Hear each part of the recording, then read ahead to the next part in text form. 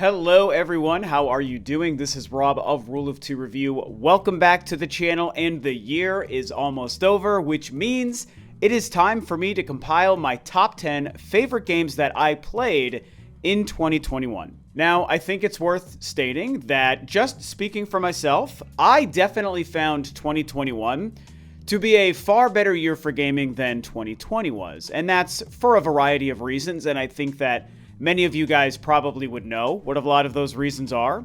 But all things being equal, 2020 was fine, and I played some fantastic games last year. But this year, boy, was it a strong year. Boy, was it exciting. So I'm not going to waste too much time here in the setup before we jump into the list. I just want to let you know of a few key elements going into the list and how I kind of put it together and the factors that I consider.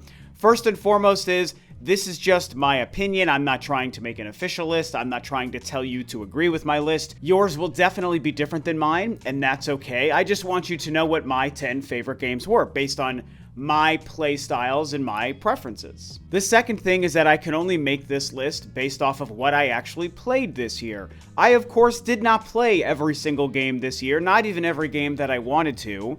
And so I can't obviously review within the confines of every game that released in 2021. I don't do YouTube full-time. I have a career and a band and a social life, and I just do this whole thing for fun. So I'm only discussing games that I actually had a chance to play. So your favorite game might be something that I somehow never got my hands on, so it couldn't have made it into this list. And the last thing is, I don't want to include any remakes or remasters, so a game like Skyward Sword HD or the Alan Wake remaster, stuff like that, which I played and loved, of course, this year. I'm not including any of those. We're only talking about brand new games that released in 2021.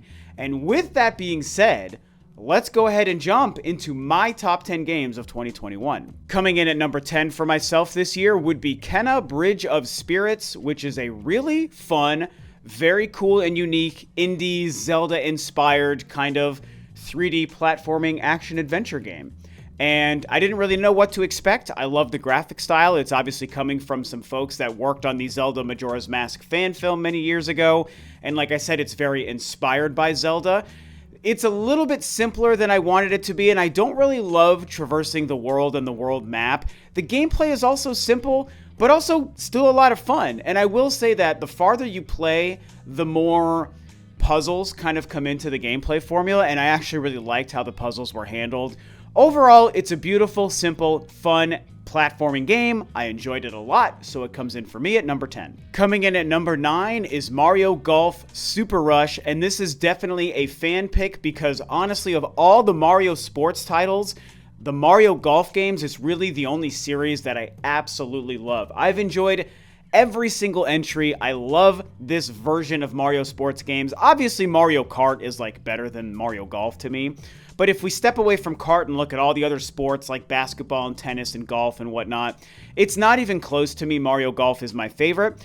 And yes, the game launched bare bones, and maybe it doesn't have every feature that a lot of folks would have liked, but I'm a simple guy, and all I like out of Mario Golf is just slow, quiet, playing golf in the Mushroom Kingdom in a variety of different locations. The golf is very simple as far as the mechanics, but also a ton of fun. And they've added a lot of free content and characters and courses to play through since it launched. It's now a much more fully featured game, and again, we didn't have to pay for any of that extra content. So I just happen to be a super fan of Mario Golf. I think that Super Rush is a fine, fun game, so for me, comes in at number 9. Coming in at number 8 is a game and a genre that I took a bit of a gamble on this year, and I'm glad that I did. It's Shin Megami Tensei 5. And as many of you may know, I'm not the biggest RPG or JRPG fan. There have been a few that I've loved, but most of the time, the genre doesn't appeal to me. Something about this game, even though it's like the 5th in the series or like the 20th if you include all the other spin-offs and the Persona stuff and whatever, for some reason, I just thought it looked cool. I wanted to try it based on its art style and the fact that I hear it's a strong series. I gave it a gamble, and I really, really do like this game. Now, it's very long, and I'm not good at JRPGs. I've put in probably 20 hours, but I still have only beaten like 2 bosses. I know that I have barely cracked the surface of this game, so maybe if I had completed it, I would rank it higher or maybe even lower. But based on my time with it, and 20 hours isn't anything to sneeze at, I know the game, the world, the mechanics, the gameplay, the story, everything about it. And like, again, I suck at JRPGs, but I like grinding when I enjoy a game. And I've been doing a lot of grinding in this game. It's fun. I like the art style. I like the gameplay well enough. So for me, it didn't blow my mind with what I've played so far, but I certainly have enjoyed it. And again, I took a risk on it, and I'm glad to report that I like it. So Shin Megami Tensei 5 comes in for me at number 8. At number 7 is a game I hoped to rank higher, and it's Ratchet and Clank Rift Apart. Now, this is the kind of game and genre that very much appeals to me. The opposite of reviewing a JRPG with Shin Megami Tensei 5, platforming action-adventure games like Ratchet and Clank are right up my alley. And this game is certainly good, and I had a lot of fun with it. It's also beautiful, as we know. There are some things I don't love. The characters are way too chatty. There's more cutscenes than I would have preferred. The gameplay sometimes gets a little annoying and frustrating, despite how simple it is. And the Rift mechanic ended up being just a total waste of time. They did nothing interesting with it. However, if I take a step back and look at it as just a simple platforming action game, that's really where the game shines, and even though it didn't impress me as much as I wanted, I still had a lot of fun with it, so for me, it comes in at number 7. Now, coming into number 6, we basically come into all of the games that I absolutely loved with almost no flaws. Every single game from here on out is just incredible to me. And so the number 6 game could have just as easily been in like my top 3, but it just happened to fall at number 6. And for me, that game is Returnal on the PlayStation 5. This is just a great shooter action game that is very difficult and is kind of trying to ape the sort of Dark Souls-y kind of style and mix it with a straight up sci-fi horror shooter. And I love this game, you guys. It is so much fun. The shooting mechanics, the way it allows you to build your own skill and be good enough to overcome the tasks ahead of you is perfect. And that's part of what makes the Dark Souls formula work for those of us that like that genre. And they've done a great job using their own twist on that and putting it into a shooter genre, which couldn't be less Dark Souls.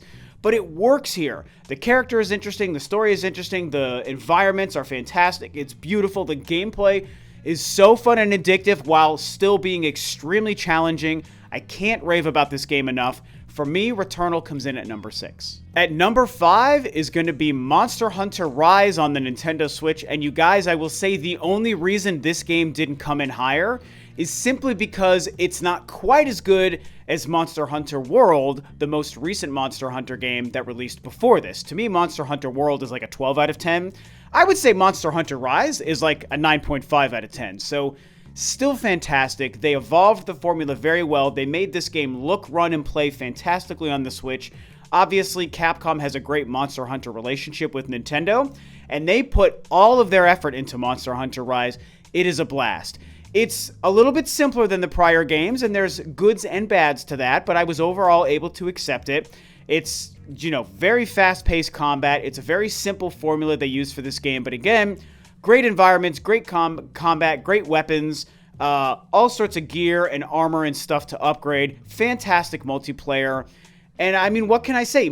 Yes, Monster Hunter World is a lot better than Rise, but I still think Rise was just amazing. So for me, it comes in at number 5. At number 4 is going to be Resident Evil 8 Village. And I am a huge Resident Evil fan. It is one of my top 3 or 4 favorite franchises of all time in gaming. I personally played it on the PlayStation 5. And I love this game, you guys. It's the second first-person game in the numbered series. Resident Evil 7 was also first-person. And I will say that I think Resident Evil 7 was a better, more successful horror Resident Evil game than Resident Evil 8 was. But I loved the village concept for 8. I liked all the different locations, the variety of enemies and bosses, and how they kind of broke that up into sections. The town and the aesthetic were so fantastic and so engaging. The story and the characters, where they went with the Chris Redfield thing and the Umbrella stuff. It's just a great game. It's just a great action Resident Evil game. Again, 7 was the better game, and 7 felt more horror than 8 does, but I still love Resident Evil 8 to pieces, so for me it comes in very high at number 4. Now at number 3 is a game that will probably be a shock because I really wanted to place this at number 2, but honestly, I still had to place this here, and it is for me No More Heroes 3. And you guys know me, I am like one of the biggest No More Heroes fans on the planet. It's probably my second favorite gaming franchise of all time, or at least in the top 3. I freaking love No More Heroes, and I love Travis Touchdown. It's a miracle that we got this game, and this game mostly delivered. I'll explain why it didn't fall under number 2 when I get to number 2, but as far as it falling in at number 3, all I can say is I loved having Travis and Sylvia back. I absolutely adored the story setup of having alien creatures and super beings come to Earth and taking the place of the assassins from the first 2 games. And I also loved that they brought back the open world concept and they broke it into sections, which isn't as cool to me as the original game, but they overall handled it very well. I loved the story. I loved the reason for everything happened. More so than anything, the fact that they finally brought back great character dialogue and purpose to the dialogue. Something that No More Heroes 2 was severely lacking, and in 3, they nailed it. I will say I didn't like how they misused Shinobu in this game. That was a massive missed opportunity, and I didn't like that part. And when it comes to the way the game ended, and I won't spoil it here, I will just say the story decision of the end was fantastic. It blew my mind. How they delivered it, I actually didn't love, and it weirdly turned me off from a story ending that I otherwise thought was brilliant in terms of concept. I just didn't like the way that they delivered it. So those are the things that I maybe didn't love, and I never had an opportunity to make a full 30-minute review blowout, so this is my truncated version.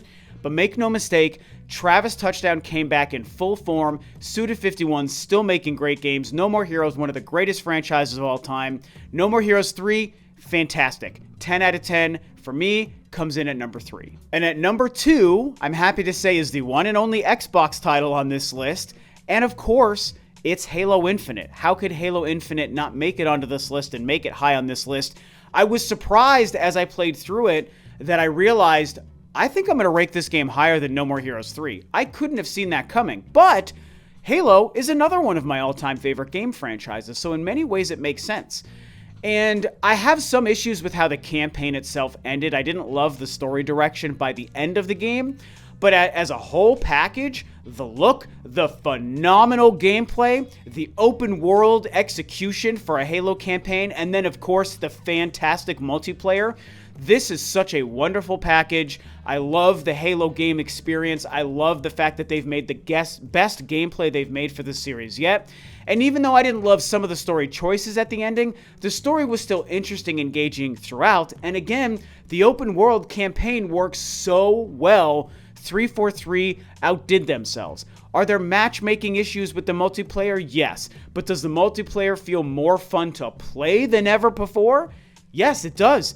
Halo Infinite is a phenomenal, fantastic, incredible game. It's also basically a 10 out of 10. I mean, I tweeted that it's a 9 out of 10 because the ending bothered me. But honestly, as far as just the overall package, it is a 10 out of 10 in that respect. And so I loved this game. Halo and Master Chief are back, baby. Halo Infinite comes in for me at number 2. And at number 1, I'm sure you guys will all be shocked, just shocked to your core, when I tell you that my number 1 favorite game of 2021, it's Metroid Dread. Of course, you guys, of course, Metroid Dread was going to be my favorite game of the year. A, because on its own merits, it's a phenomenal, fantastic, excellent, perfect game. It's the best game that I played this year, without question. But also, I'm a Metroid super fanboy, and so, of course, making a list of my own personal favorite games, it was obviously going to be number 1.